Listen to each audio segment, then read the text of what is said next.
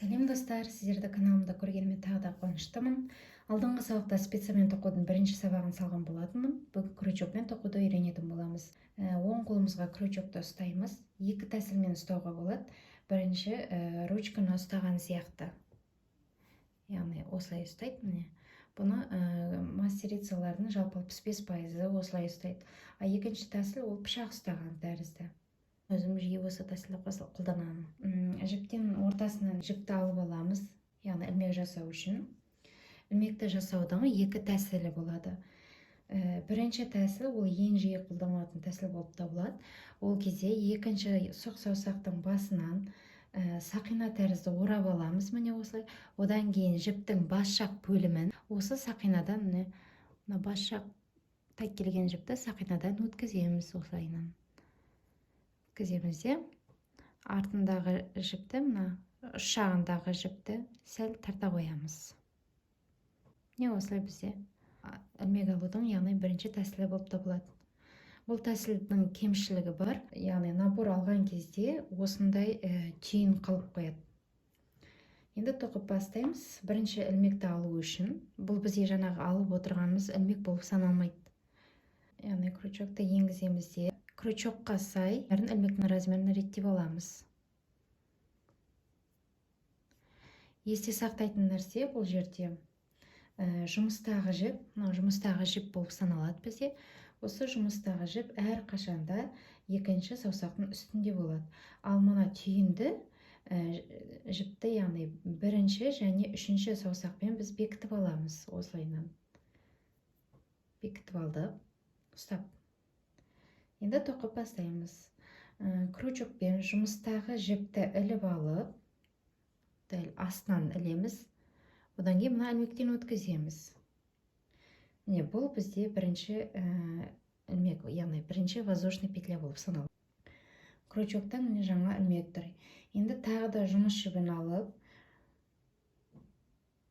астынан аламыз да жаңағы ілмектен өткіземіз. Екінші воздушный петля.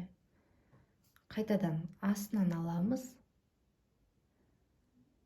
ілмектен өткіземіз. Үшінші воздушный петля. Астынан аламыз, ілмектен өткіземіз. Төртінші воздушный петля. Астынан аламыз, ілмектен өткіземіз.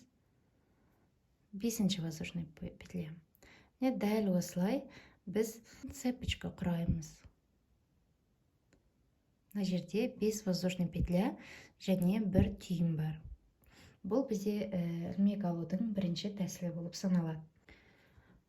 Біз жаңа 5 воздушный петлядан және түйіннен тұратын цепочка құрап алдық бірінші әдісімен.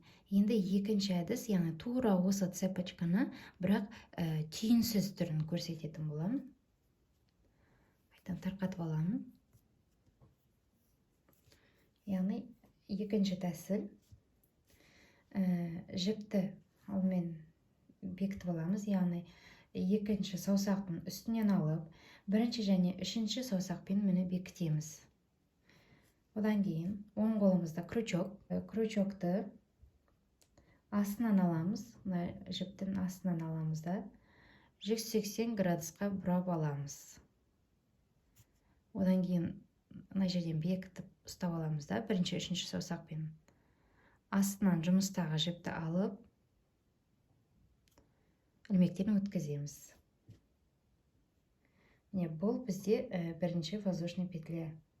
Яғни қатты тартпаймыз, өйткені қатты тартсақ тартылып жұмыс жасауға қиын болып кетуі мүмкін. Енді арай тура осылай жіпті астынан алып, ілмектен өткіземіз. Бұл бізде екінші воздушный петля.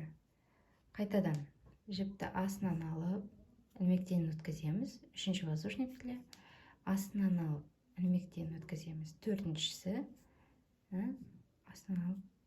Тура осылай бізге жұмысымызға керекті ілмек санын жинап аламыз. Бұл екінші тәсілде бізде айырмашылығы бірінші тәсілден. Бізде түйін болмайды жұмыста. Яғни ең бірінші алғанымыз бірінші воздушный петля болып саналады. Бұл крючокпен тоқып үйренуге арналған бірінші сабағым.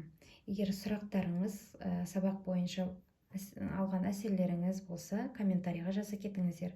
Каналыма тіркеліп, лайк басып кетуді ұмытпаңыздар.